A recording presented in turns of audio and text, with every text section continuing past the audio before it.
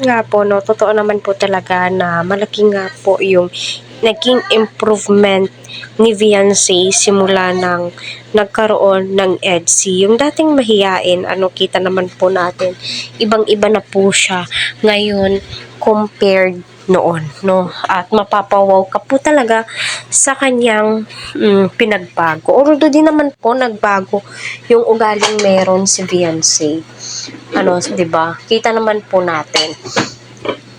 At masasabi mo din po sa sarili mo na napakasarap po nilang panoorin, abangan dahil nga po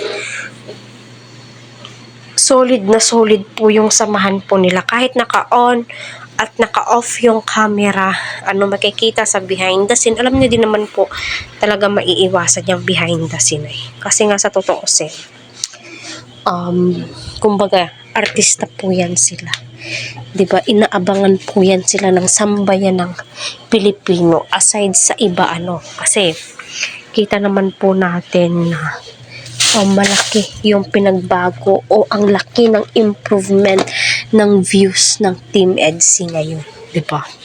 Lalong-lalo na po yung birthday ni Viancy na grabe tinangkilik po talaga ng mga viewers, sinuportahan po talaga ng mga viewers, inabangan po talaga ng mga viewers, 'di ba? Ang laki ng views. So, ganun po ka-solid. At yung ibang jump-car ay humahanga nga po sa Team EDSI kasi napaka-sweet daw po nila.